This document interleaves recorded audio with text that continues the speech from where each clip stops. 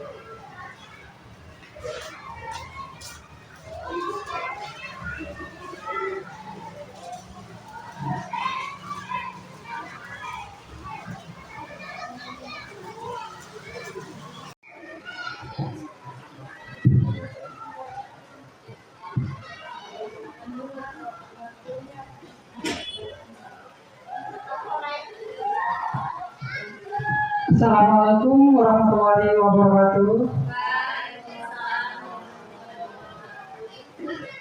Oke, baiklah, hari ini kita akan mengadakan penerapan mengenai budaya positif yang akan dilakukan oleh guru penggerak Ibu Nur Alam Yana, SPD. Baiklah, adapun beberapa acara yang akan kita lalui. Yang pertama itu pembukaan. Kedua, berdoa yang akan dilakukan oleh Pak Suwardi. Yang ketiga itu briefing. Keempat, persuasi. Dan yang kelima, penutup. Oke, acara pertama, sebelum kita memulai acara ini, marilah kita sama-sama membuka dengan membaca basmalah. Bismillahirrahmanirrahim. Acara selanjutnya akan disampaikan oleh Pak Suwardi, yaitu berdoa. Silakan Pak.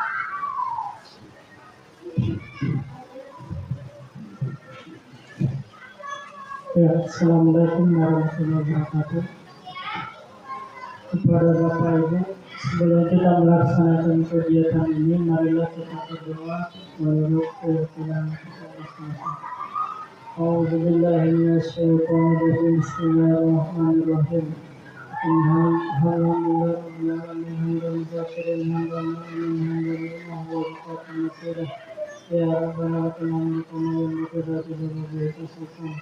Allahumma salli wa sallim ala sayyidina Muhammad wa ala alihi wa sahbihi ajma'in. Allahumma inna nas'aluka min afiya wa min syurri wal qadri wa khairin tayyib wa zaran ghaiba inna ta'ala. Allahumma bismillah salli wa dani tabi'aha.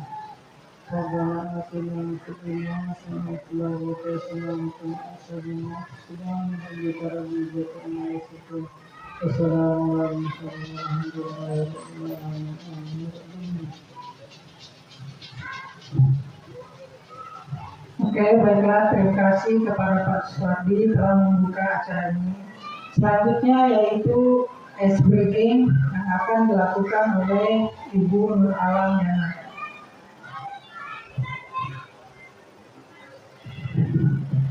Oke, terima kasih atas kesempatan yang telah diberikan. Pertama-tama saya mengucapkan terima kasih kepada Bapak Ibu yang sudah hadir pada siang hari ini di dalam kelas 5B. Di sini saya akan menyebarkan pemahaman dan penerapan budaya positif. Sebelumnya kita akan melakukan ice breaking dulu ya. Ice breakingnya ada yang punya ice breaking nggak? Nggak ada. Nggak ada. Oke, kalau nggak ada, ice breakingnya gini aja. Dengarkan kata saya, ya. kata Bu Guru ya. Oke, kalau dengar kata Bu Guru berdiri, berarti harus berdiri. Tapi kalau misalnya tidak ada kata Bu Guru, tidak usah dilakukan. Oke, pemanasan dulu ya. Kayaknya sudah pernah ya, sudah tahu kan? Nah, kata Bu Guru, angkat satu tangan kanan. Oke, turunkan. Berarti nggak fokus. Ada dulu yang nggak fokus. Kenapa? Karena tidak ada kata Bu Guru. Oke, itu tadi pemanasan. Oke, sekarang turunkan lagi.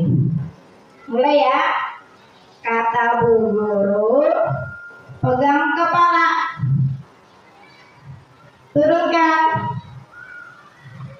Kata Bu Guru, turunkan tangannya. Sudah mulai fokus. Mulai lagi ya.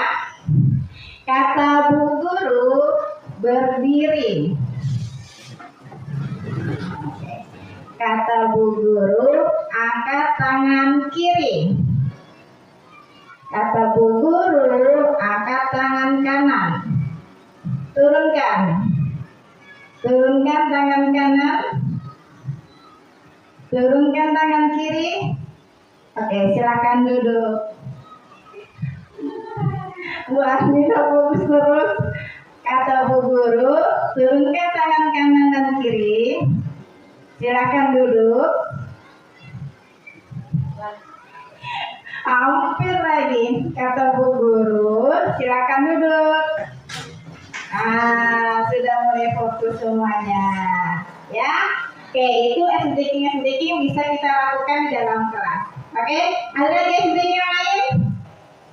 Oke, ada lagi nggak yang biasa dilakukan di kelas? Biasa supaya anak-anak semangatnya kita melakukan speaking. Apa? Perkenalkan nama.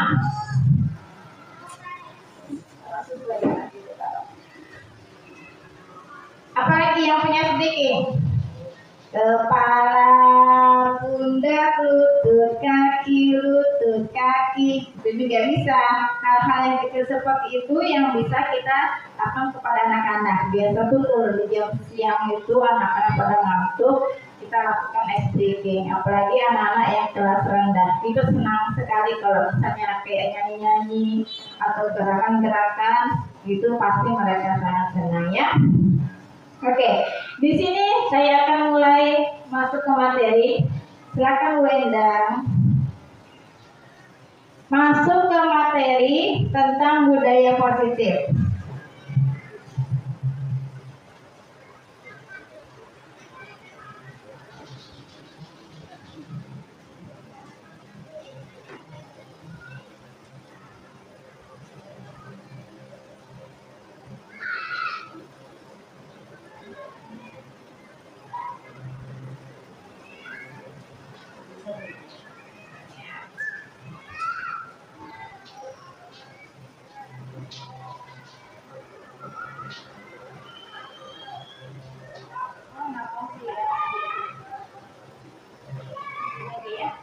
Yang pertama itu di sini saya akan menyebarkan pemahaman dan penerapan budaya positif.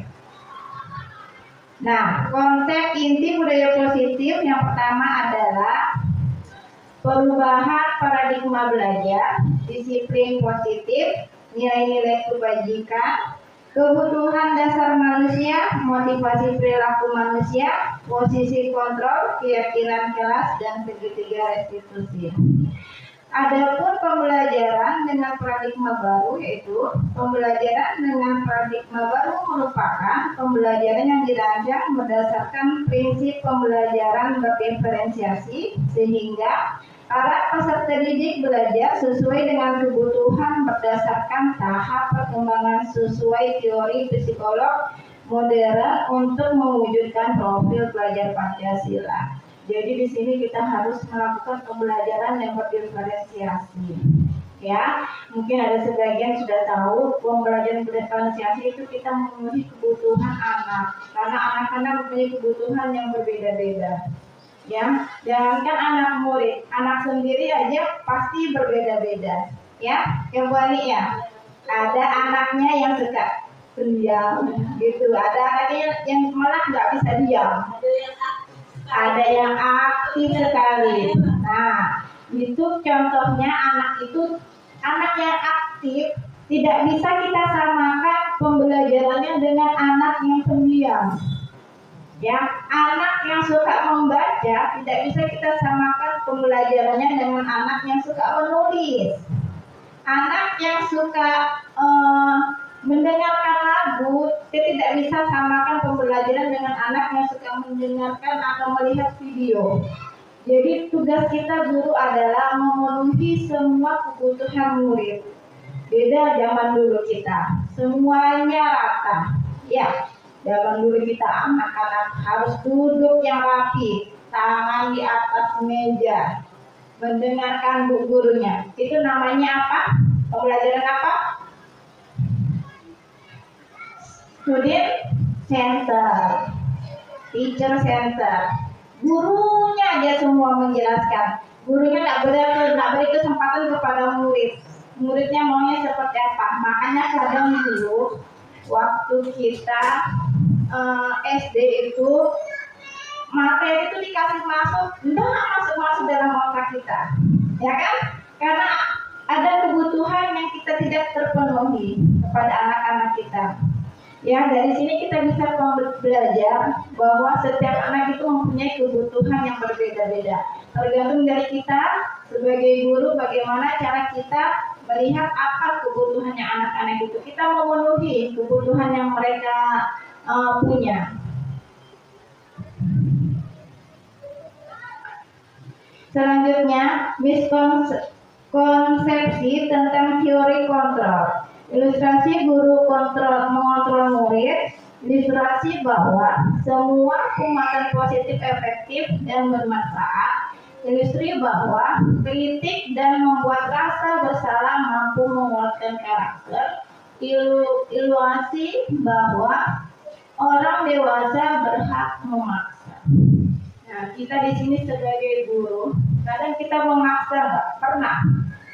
Kita merasa memaksa anak murid kita. Kamu harus bisa membaca. Kamu harus bisa menulis. Ya, di sini kita tidak boleh seperti itu. Kita tidak bisa memaksa anak-anak. Karena setiap anak itu ada jenjangnya. Makanya sekarang anak SD itu kita tidak boleh terlalu memaksa kelas 1 itu untuk bisa membaca. Karena kebutuhan anak-anak berbeda-beda. Mereka mungkin ada anak yang di umur 5 tahun sudah bisa membaca, tapi ada anak yang di umurnya sudah 7 tahun tapi belum bisa membaca. Apakah kita harus memaksa anak tersebut untuk bisa membaca? Jelas tidak. Kenapa? Karena setiap anak itu punya fasenya yang berbeda-beda juga. Ada yang cepat, ada yang lambat dalam menerima pembelajaran.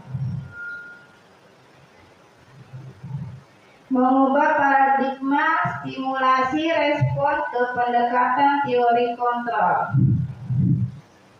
Ada namanya disiplin positif. Disiplin positif adalah satu pendekatan untuk menerapkan disiplin anak tanpa hukuman dan hadiah. Disiplin positif perlu diterapkan baik dalam lingkungan keluarga maupun lingkungan sekolah.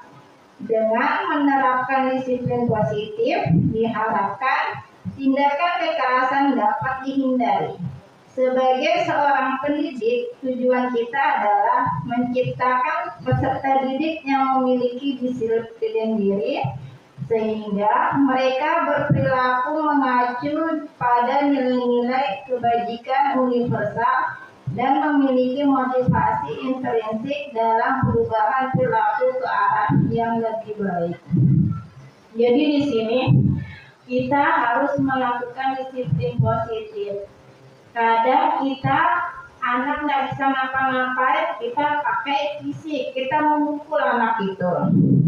Ya, itu adalah perilaku yang tidak baik. Jangan sampai kita lakukan.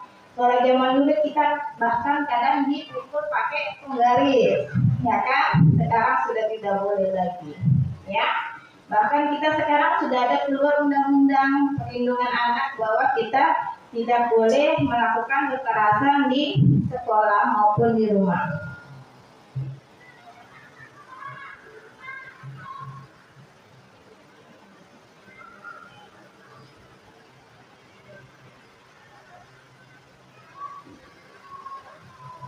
Ini adalah nilai-nilai kebajikan. Contoh nilai kebajikan atau institusi atau organisasi beriman dan bertakwa kepada Tuhan Yang Maha Esa dan berakhlak dunia, berkebenekaan global, gotong royong, mandiri, kreatif dan bernalar kritis, toleransi, rasa hormat, integritas, mandiri, menghargai, antusias, empati, keingintahuan, kreatif, kerjasama, percaya diri, dan komitmen, dapat dipercaya, lurus hati, pendengaran, dan aktif, tidak merendahkan orang lain, dan memberikan yang terbaik dari diri.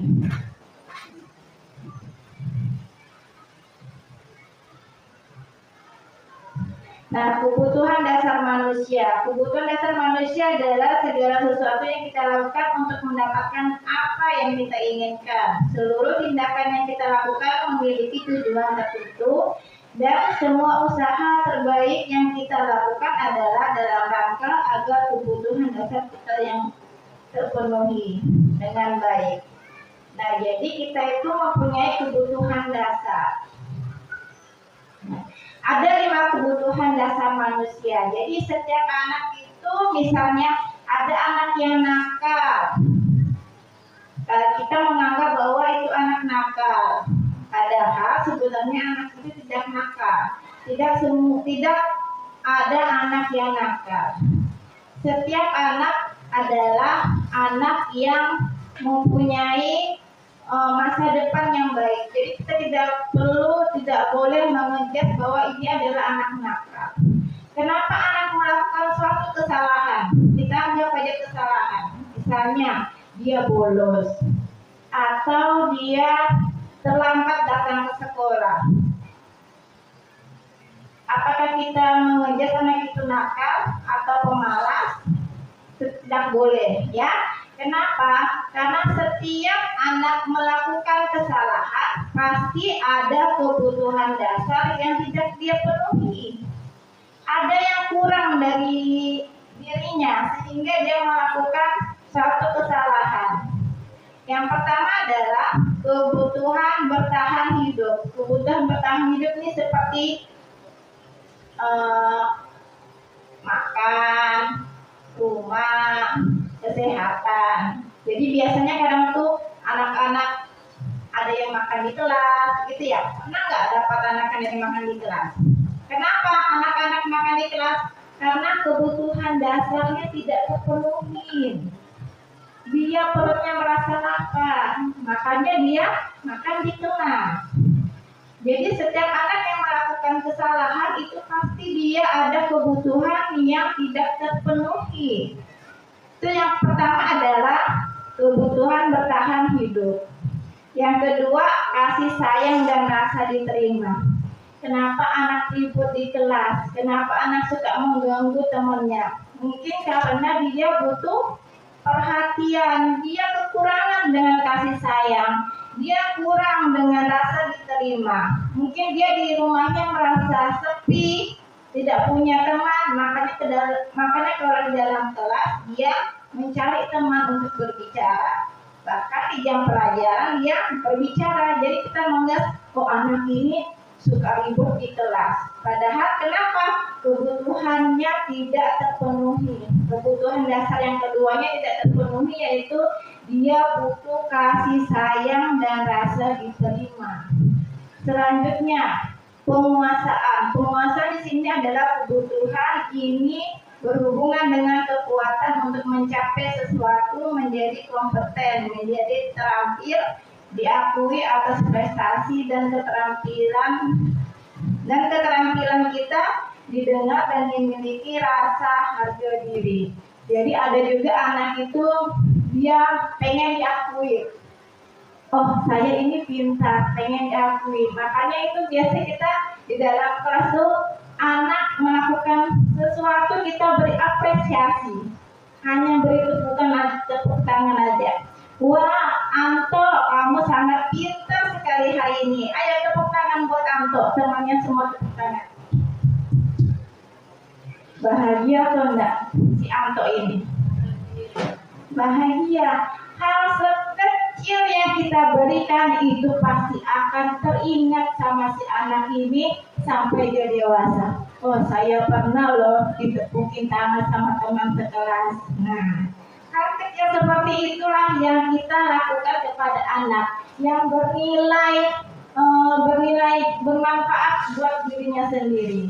Itu yang ketiga, kebutuhan adalah penguasaan. Yang keempat, kebebasan. Kebutuhan untuk bebas adalah kebutuhan akan kemandirian.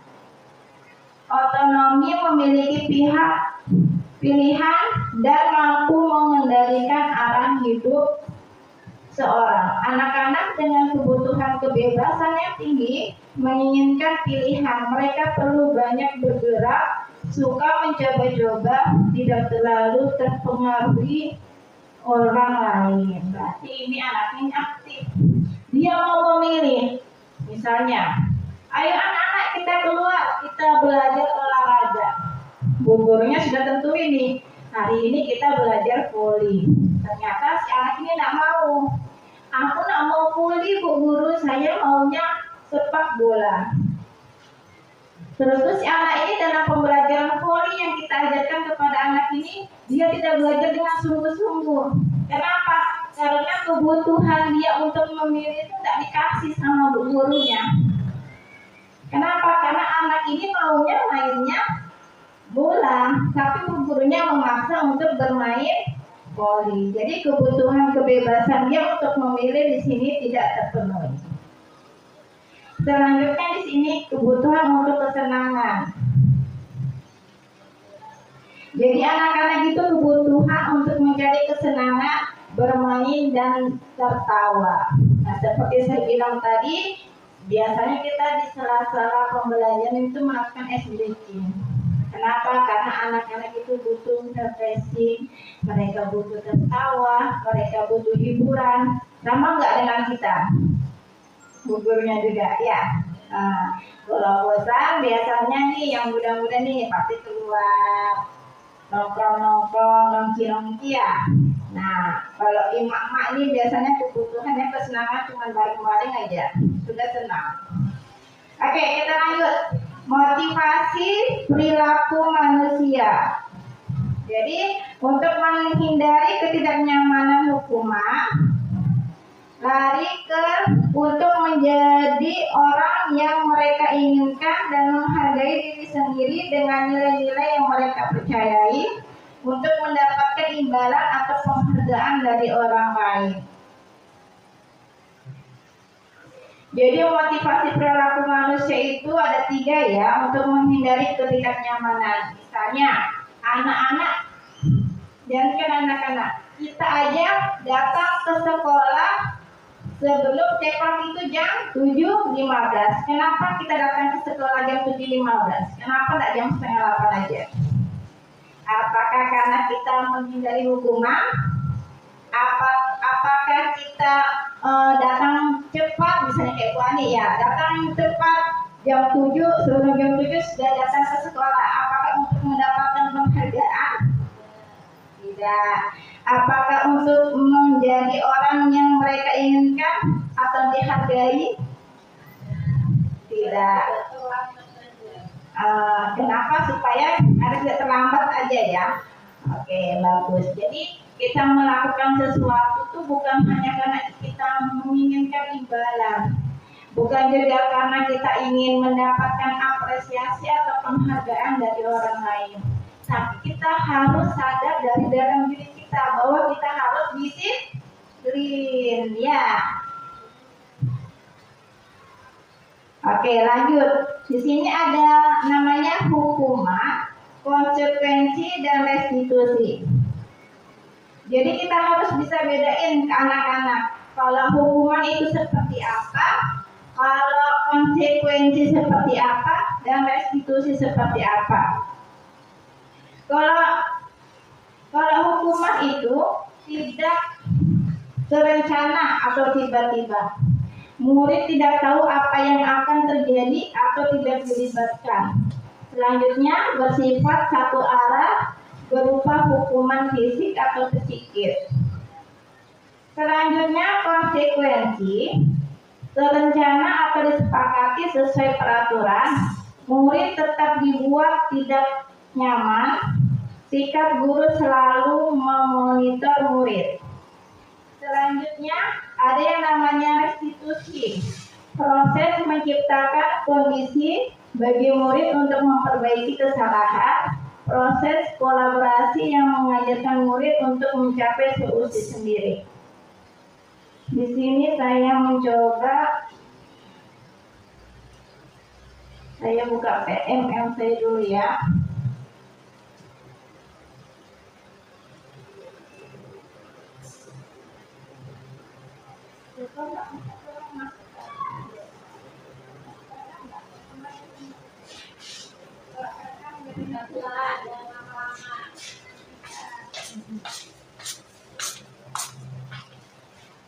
Masih, Bu.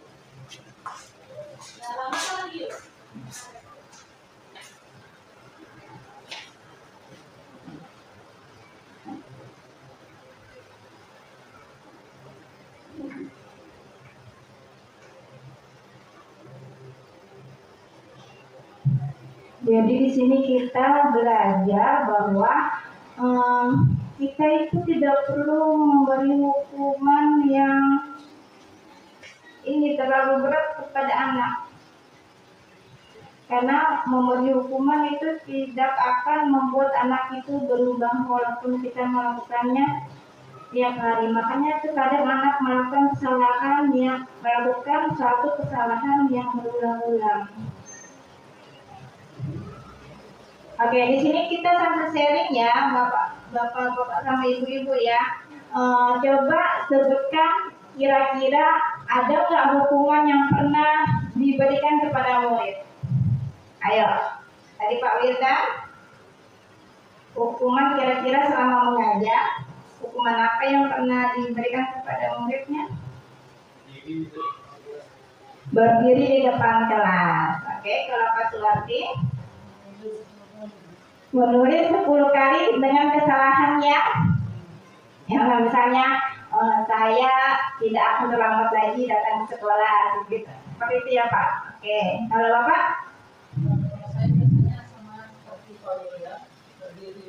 Oke, berdiri di depan kelas. Kalau Ibu? Pernah disuruh keluar kelas ya. Oke, kalau Ibu?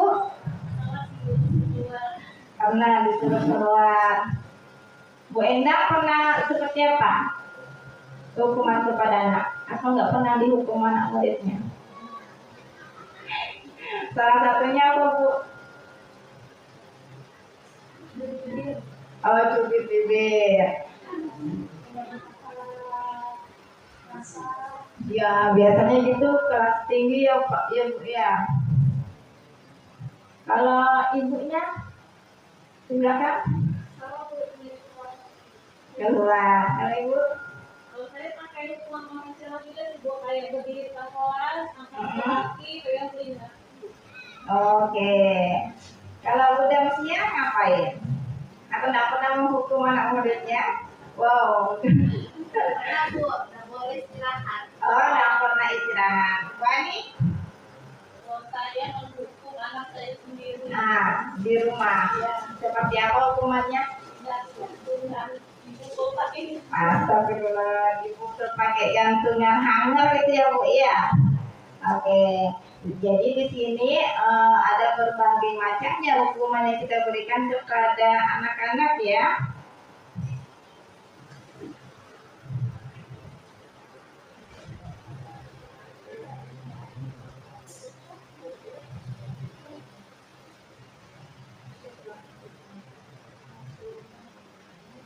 Jadi kita tuh sebenarnya ini ya Bu ya.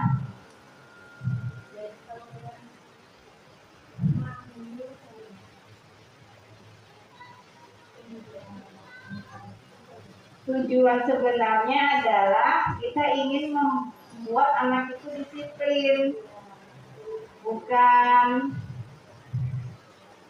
untuk mereka atau gini, saya juga pernah mempelajari bahwa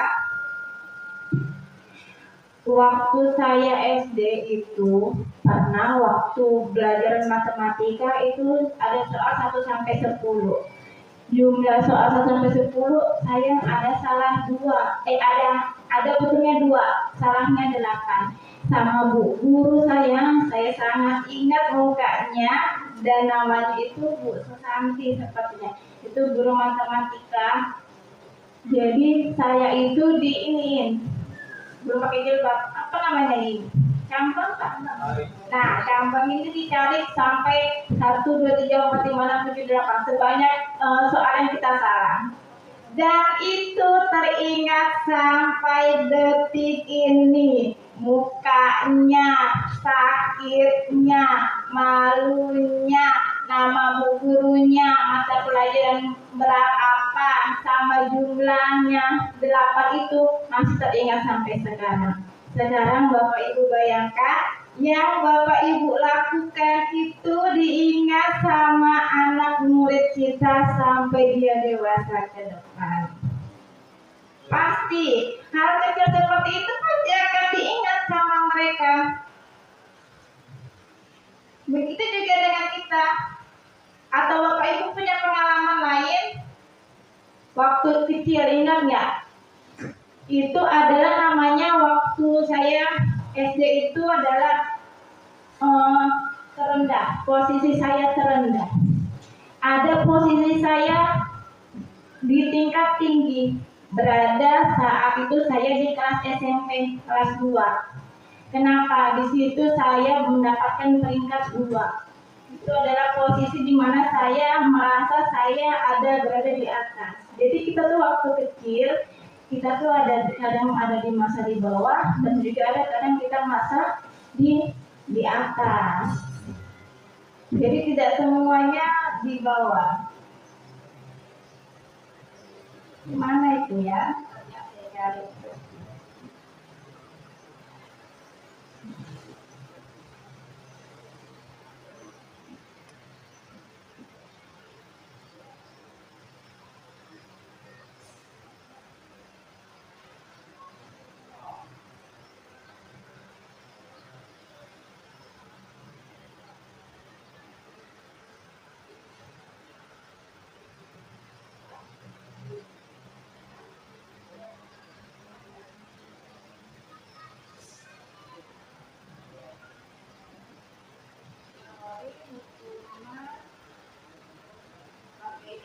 Coba nih ya, ada Iva kurang menguasai pelajaran matematika sehingga pada saat pelajaran tersebut berlangsung dia lebih banyak berdiam diri atau menggambar di buku pelajarannya. Ada ini pernah nggak ada anak murid yang seperti ini? Kalau saya di kelas 5 ada. Pada saat guru matematikanya, Pak Seno menanyakan pertanyaan Iva menjadi gugup dan tidak sengaja menjatuhkan tasnya dari kursi, serta tiba-tiba menjadi gagap pada saat berupaya menjawab. Seluruh kelas pun tertawa melihat perilaku Iva yang bicara tergagap dan terkejut tersebut. Pak Seno pada saat itu membiarkan teman-temannya Iva menertawakan Iva yang tergugup dan malu luar biasa dan minta Iva untuk maju ke depan dan berdiri di depan kelas sambil menunjukkan hidungnya karena tidak bisa menjawab pertanyaan Pak Seno. Kelas makin gaduh dan anak-anak pun tertawa melihat Iva di depan kelas memegang ujung hidungnya. Nah, ini adalah suatu hukuman yang diberikan oleh guru karena anak ini tidak suka pelajaran matematika, tapi dia malah menggambar. Apakah setuju dengan tindakan Pak Seno terhadap IPA? Kira-kira setuju atau enggak, Bapak Ibu? Tidak? Oke, tidak setuju ya. Kenapa tidak setuju? Kenapa? Ada yang beri jawaban? Karena hukuman tersebut tidak berdampak pada anak. Bagus. Karena hukuman yang Pak Seno berikan itu tidak berdampak kepada si Iva-nya ini. Si Iva ini hanya merasa, oh saya dihukum, saya disakitin sama Bu Guru. Tidak ada dampak dengan pelajaran matematikanya ini. Betul atau tidak? Menurut Anda, tindakan Pak Seno terhadap IPA adalah sebuah hukuman atau konsekuensi? Hukuman atau konsekuensi? Suatu hukuman. Ya, kembali lagi ke materi kita yang tadi. Perbedaan antara hukuman, konsekuensi, dan restitusi. Kalau hukuman itu tidak direncana dan tiba-tiba, murid tidak tahu apa yang akan terjadi, tidak dilibatkan. Dia itu tidak dilibatkan. Kenapa saya dihukum seperti ini? Anak ini tidak bersalah. Bersifat satu arah berupa hukuman fisik atau psikis. Seperti itu, dia maju ke depan, itu merupakan satu hukuman fisik. Kalau konsekuensi tadi dia terencana atau disepakati sesuai peraturan, murid tetap dibuat tidak nyaman, sikap guru selalu memonitori muridnya. Ya, jadi ini termasuk apa tadi? Hukuman atau konsekuensi? Hukuman. Oke, berarti sudah agak paham ya.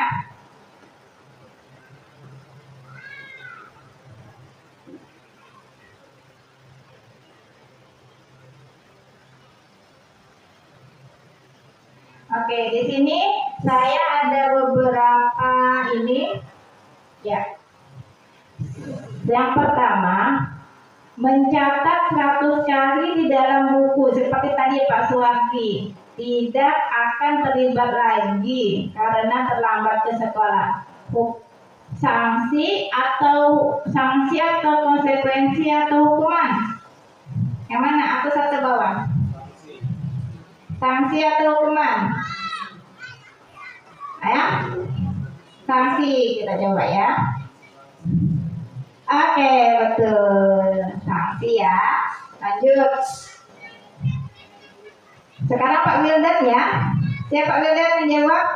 Lari mengelilingi lapangan basket 2 kali karena terlambat hadir sekolah. Ayo Pak Wildan. Sanksi atau hukuman? Hukuman.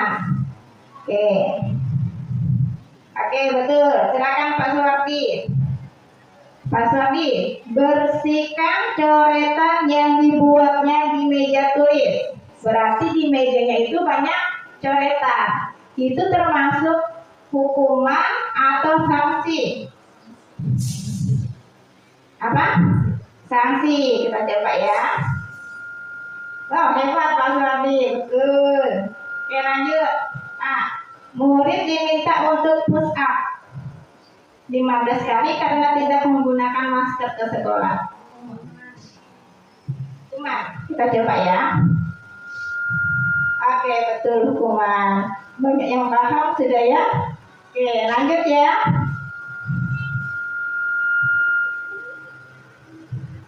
Menggantikan kertas tugas teman yang telah dicoret-coret. Apa itu ini ya? Sanksi. Kita coba ya. Betul. Wah, pintar-pintar semua nih. Lanjut, Ibu. Berjemur di lapangan basket jam 12 siang karena mengobrol dengan teman. Hukuman. Kita coba. Betul lagi. Lanjut, Bu Endang. Murid yang minta bertelanjang kaki sepanjang hari karena tidak menggunakan sepatu warna hitam sesuai peraturan sekolah. Hukuman atau sanksi atau konsekuensi? Sanksi. Kita coba ya Bu En ya. Salah. Ternyata yang betul adalah hukuman. Lanjut, Mbak yang di belakang. Berdiri di depan kelas sambil mengangkat kaki satu. Nih, siapa nih yang pernah lakukan nih? Karena tidak bisa menjawab pertanyaan. Hukuman kita coba ya. Betul. Kita lanjut, membersihkan tumpahan air di meja tulis karena tersenggol pada saat belajar. Ayo Mbak. Sanksi atau konsekuensi. Oke, betul sekali. Lanjut. Kehilangan 10 menit jam istirahat untuk mengerjakan tugas karena terlambat datang dan tertinggal pelajaran selama 10 menit. Sanksi atau hukuman? Sanksi, kita coba. Oke, betul Bunda. Ayo Bu Ani, duduk di bangku di pinggir lapangan pada jam istirahat. Tidak diizinkan bermain oleh guru piket karena mencederai teman saat berjalan di lapangan. Sanksi atau hukuman Bu? Hukuman. Coba ya. Salah. Yang betul sanksi ya Bu ya. Oke, lanjut Kak Linda lagi. Terlambat hadir di pembelajaran dari 15 menit. Dan diminta untuk tinggal 15 menit sesudah kelas usai untuk membahas ketinggalan pembelajaran. Sanksi kita coba ya. Betul. Pak Sulaki. Lari mengelilingi lapangan basket 2 kali karena terlambat 10 menit untuk pelajaran PJOK. Hukuman, coba. Salah. Sanksi ya. Kenapa? Karena dia sudah mempunyai kesalahan tadi ya. Jadi konsekuensinya itu. Makanya namanya konsekuensi atau sanksi ya. Beda sama hukuman. Kalau hukuman dia tuh maksudnya dia tidak ini. Bisa dari visi juga. Membersihkan WC sekolah. Pernah nggak waktu kecil dapatkan ini hukuman seperti ini, membersihkan WC ya? Kalau saya dulu bukan membersihkan WC, tapi mengangkat air. Pokoknya pengalaman itu merupakan suatu pembelajaran yang berharga ya. Membersihkan WC sekolah karena mematahkan pensil kawannya. Hukuman atau sanksi? Hukuman, coba ya. Oke, betul. Oke, nilainya 11/14. Berarti sebagian besar sudah paham ya tentang sanksi sama hukuman. Kita lanjut ya, ini materi tentang hukuman, konsekuensi sama restitusi.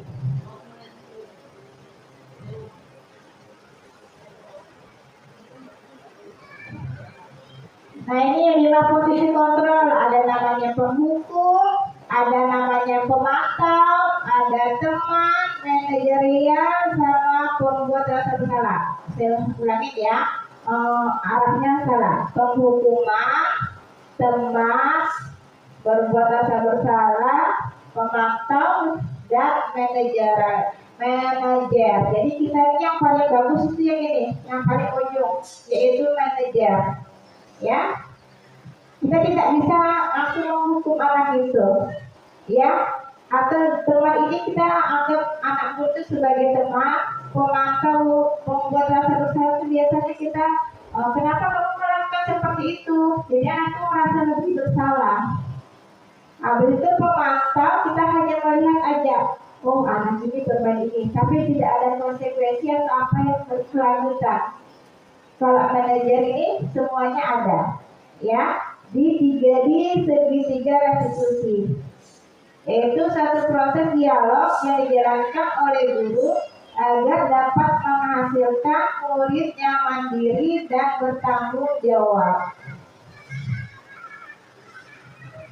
Nah, ada 3 segitiga restitusi itu adalah menstabilkan identitas, validasi tindakan yang salah, dan menanyakan keyakinan.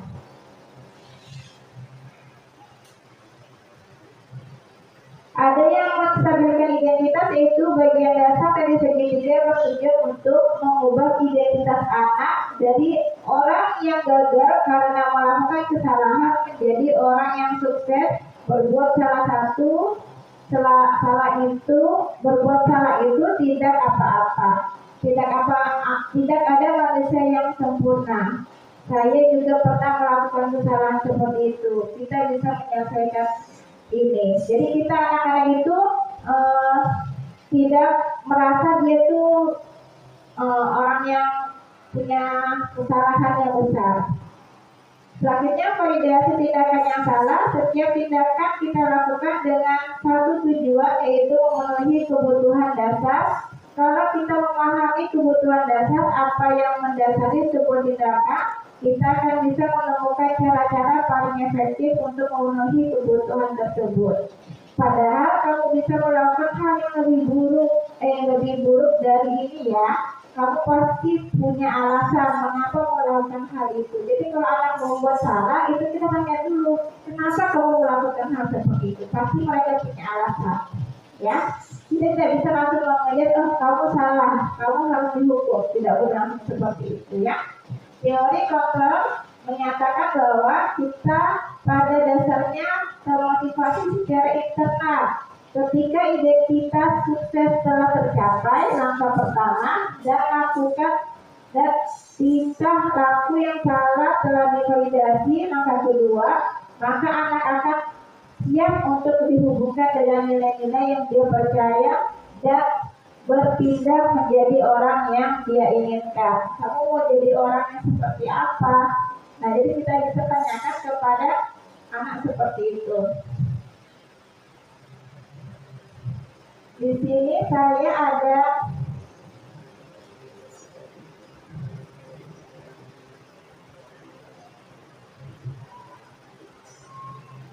satu video.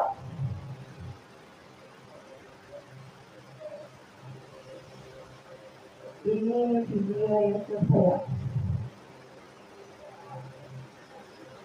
Nah, di sini saya ada mempraktekkan anak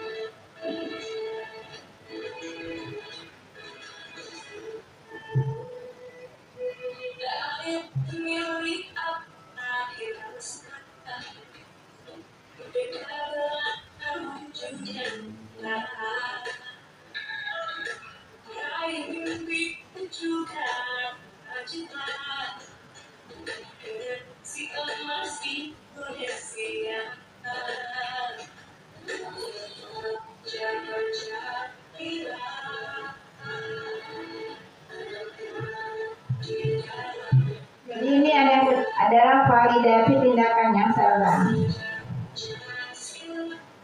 Selanjutnya menanyakan keyakinan.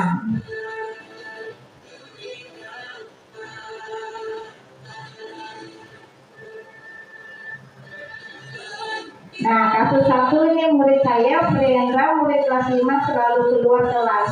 Dia tuh suka keluar kelas. Ini ada skenario percakapannya.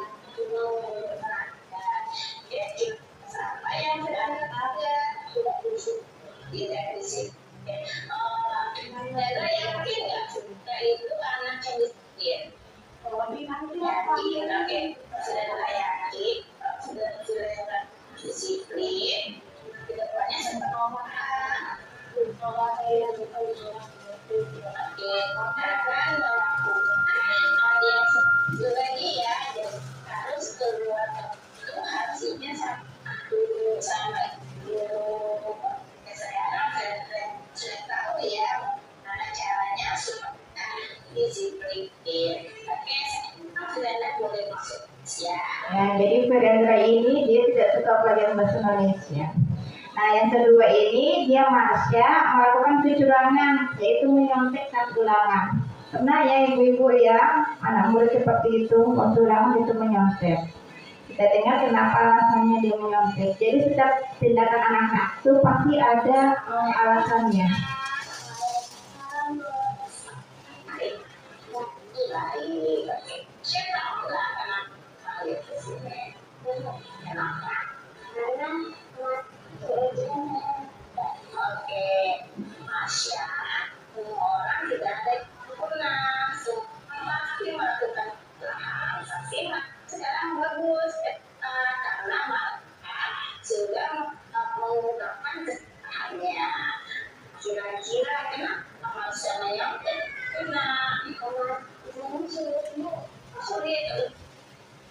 Dia menyontek karena soalnya dia merasa sulit.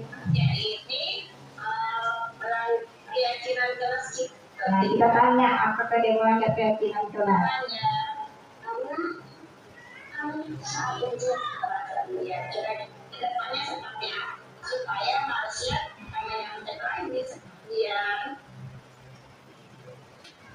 Bertanya kepada apa yang tidak dibutuhkan.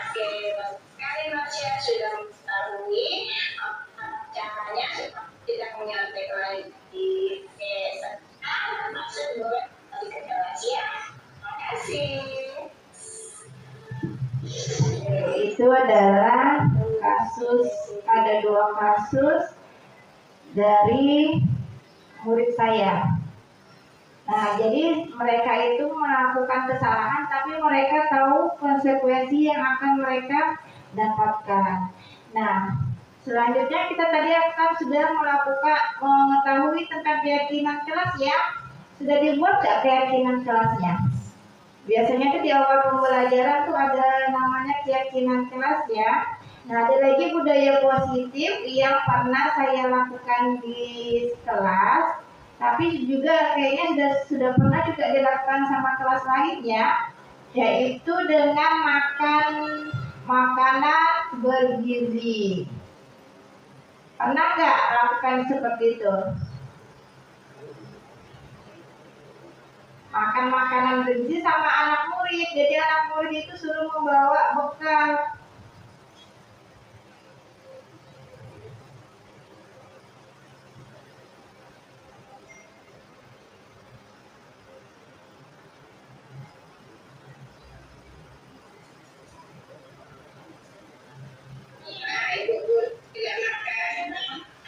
Nah, ini contohnya, karena waktu itu juga di kelas saya itu ada pembelajaran tentang mata. Jadi mata itu salah satu cara agar mata kita sehat adalah banyak makan wortel dan tomat. Jadi di sini anak-anak membawa bekal yang berhubungan dengan wortel sama tomat. Jadi makanan mereka itu ada yang mengandung wortel sama tomatnya, sambil mereka mempelajari tentang makanan bergizi yang bermanfaat untuk mata. Karena dalam pembelajaran IPAS itu di kelas 5 yaitu tentang fungsi-fungsi organ tubuh mata. Nah, ini adalah kegiatan positif yang pernah anak kelas 5B lakukan. Bisa juga yang lain, mungkin ada ibu-ibu atau Pak Guru yang melakukan budaya positif di kelasnya masing-masing. Bisa dengan misalnya berdoa, itu kan sudah pasti ya, berdoa atau baris di depan kelas. Yaitu anak seperti kepala sekolah bilang kemarin itu bahwa anak-anak disuruh baris di depan kelas sebelum masuk ke sekolah. Itu habis itu misalnya anak-anak disuruh memungut sampah, misalnya biasanya habis istirahat itu kan sampah sangat banyak sekali, jadi mereka disuruh Misalnya 2 menit atau 5 menit memungut sampah. Atau budaya positif lainnya membaca buku, misalnya seperti ini, ada di pojok baca, buku-bukunya bisa mereka baca 10 menit atau 15 menit sebelum mulai pembelajaran. Atau biasanya itu dulu pernah Bu Endangnya budaya positifnya, saya pernah dengar membacakan surah-surah pendek sebelum belajar ya Bu ya. Oke, itu satu contoh budaya positif yang sangat bagus. Ya, tapi tahun kemarin enggak ya Bu ya, karena ada yang Islamnya ya Bu. Oke, itu bagus ya yang tahun kemarin ya dilakukan. Kayaknya kemarin sempat saya dengar tuh, oh Bu Endang melakukan budaya positif sangat luar biasa, karena di sekelas saya itu ada yang melakukan seperti itu. Sempat itu kelas 5 Pak Pudori saya dengar melakukan budaya positif, itu hafalan atau baca surah-surah pendek sebelum mulai pembelajaran. Jadi literasinya itu yaitu membaca surah-surah pendek. Bisa juga kalau kita di kelas itu dengan membaca buku cerita yang kita sediakan di pojok baca. Kalau bisa tidak ada buku, bisa juga dengan anak-anak membawa buku dari rumah. Jadi bisa bertukar-tukar buku bacaan atau cerita dari temannya yang lain.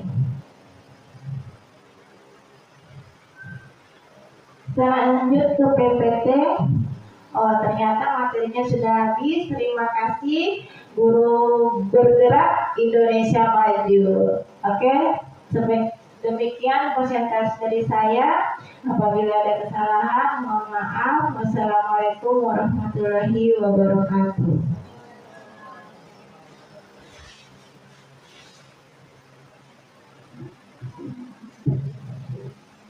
Kata yuk. Ulang surah ini. Karakter itu kita.